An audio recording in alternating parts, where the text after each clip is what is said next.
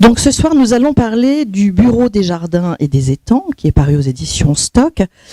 La première question, Didier Decoing, elle est toute simple, parce qu'on connaît votre intérêt pour les États-Unis, plusieurs de vos romans s'en inspirant. Et là, vous nous entraînez avec ce dernier roman à l'autre bout du monde, et de surcroît dans une époque historique relativement éloignée, puisque nous sommes au Moyen-Âge, au XIIe siècle, pour une épopée absolument formidable, sur laquelle, bien sûr, nous allons donner le maximum de détails. Mais la question est au fond de savoir ce qui vous relie profondément à ce pays du Japon, dont vous restituez la richesse de façon admirable dans ce roman. Vous l'avez dit, c'est l'Amérique, paradoxalement. Moi, quand j'étais un préadolescent, j'étais fasciné par je sais pas pourquoi, c'était comme ça, par la guerre que se sont livrés les Américains et les Japonais dans le Pacifique.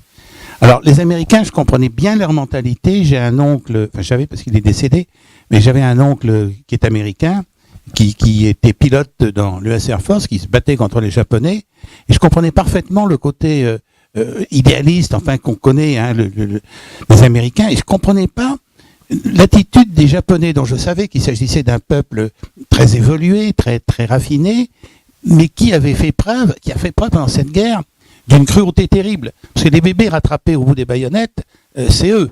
Au moment de la prise de Shanghai, c'est les Japonais qui ont inventé si j'ose dire, ce truc horrible. Ça collait pas. Ça collait si mal que j'ai voulu comprendre. Et quand moi je veux comprendre, j'ai un réflexe qui est simple, j'ouvre un livre. Et j'ai cherché dans des livres, essayer de comprendre ce qu'était cette âme japonaise dans sa profondeur. Et je suis tombé sur les journaux des dames de cour. Notamment sur le chef-d'œuvre, le livre matriciel, qui est le dit du Genji, qui est un livre qui date de cette époque médiévale japonaise, qui a été écrit par une femme, et dont on pense aujourd'hui que c'est la matrice de la littérature romanesque moderne. Parce que c'est le premier livre japonais, et même d'une manière générale, le premier vrai roman dans lequel il n'y avait pas de guerrier. Il n'y avait pas de gloire, il n'y avait pas de bataille, il n'y avait pas de... C'est uniquement une love story, plusieurs love stories, parce que le prince Genji était un sacripant, entre lui, et puis voilà, il allait rôder la nuit dans les rues de Kyoto, il s'appelait Yankyo à l'époque, et puis quand il voyait derrière une paroi de papier huilé une silhouette de femme qui lui paraissait... il avait une gourmandise du corps féminin, il rentrait, il disait « je suis le prince Genji », alors... c'était irrésistible. Et voilà, il menait une vie de patachon, une espèce de super Casanova, ou Don Juan, si vous voulez. Et ce livre m'a emballé. Donc j'ai continué avec les journaux des dames de cour.